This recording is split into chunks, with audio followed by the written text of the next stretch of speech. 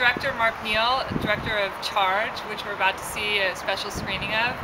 And Mark, thanks so much for coming to LA, although I guess you're here pretty often. I live here. Yeah, awesome. Yeah. It's kind of a good place to live when you make movies. Yeah. Yes, it is, yeah. Cool. So what inspired you to do Charge, to do a movie about the electric motorcycle racing?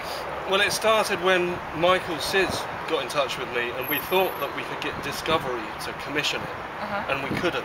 Oh. But then I got very interested in the story, and so we raised enough money privately to start doing it, and then in the end got a bit of money from the Isle of Man Film Fund to finish it. So it's like super low budget, but very independent. You know, nobody messed with it. Yeah. And so in that way, it was a really great project, and we're still doing it very independently at this point. You know, in terms of trying to get it out there and promote it, and without a budget. But it was, you know, I always felt it was a very interesting story. Definitely, it's a great story. You know, the characters and the drama and the excitement. I mean, watching it, I was like, this is better than any reality TV, you know, fake drama. It's the real thing of, you know, how difficult it is to get cutting edge technology onto the grid. Right. You know? Yeah, and also pre-grid. Exactly, and also how, you know, that particular location was the perfect place for them to do it, because you know, it's so traditional, and there are so many hardcore bikers there who hate this stuff. Yeah, I saw that. Makes it funny, you know, and there is a lot of hostility to them. I know, and I saw how in the film you sort of showed people being really hostile and interviewing them, and they hated it, and then at the end they're like, oh, that was really cool. Yeah. So did you try to interview some of the same people, or did you really end up interviewing just different random people, and sort of a general feeling was that people were sort of warmed over once they actually saw it? No, we try to interview everyone. You know, like you always, there's that mad thing with documentaries where you know that in a place like that you can pretty much talk to anyone, and anyone might be really interesting. Yeah. And in the end, you find there are certain characters who work better than others. But it's true that in general there was a lot of hostility, and by, you know, within 2 weeks it changed completely. That's great. And obviously there was a lot of technical advance done from 2009 to 2010. So from that point of view as well, it was interesting, and it was really it was good to do it over 2 years, because people who failed the first year had a chance to come back. Yeah, that was really great. It was so good to see, you know, Sis come back and take the win, and it was such a, you know, you're giving away the story now. Wait, you can find out on the internet. I mean, you know, if you follow electric racing. Bleep that. Yeah.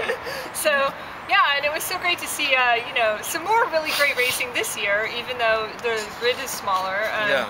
I think a lot of people are just working really hard to develop their new bikes, and, you know, what's cool is that kind of what you said and what the British, the Queen of England has recognized is that Azhar Hussain sparked a revolution, and he started something that's now got the OEMs sort of making an effort, or at least, you know, secretly from what we hear. Yes. And now there's companies like this, Zero, making really cool bikes that you can ride around town on, and Bramo, and you know, the super bikes that you see at Isle of Man may not be, you know, available on the street yet, but I think it's coming fairly soon. Yeah. You know, it's just a matter of. And they're fun. Have you ridden these? I've ridden the Zero S. I actually did a sort of onboard camera footage review for Gas 2.0, which is in the archives, and you know, you can totally watch it and see onboard footage of me on Highway 101 getting up to 75 miles an hour, which is above the claimed top speed, which was nice. You know. Downhill? Yeah, downhill. Once it flattened out, it was kind of, you know, down to 72, 70, and I was like, oh, now I'm getting passed by a van. So that was, you know, but they're getting faster, and I think it won't be long. And it's I mean, I think that was the, if I was trying to kind of push anything, because you know, I'm not an electric, you know, evangelist at all. But it was just that idea of that they are a different you know, they're an alternative, and they're not here to replace what we already love.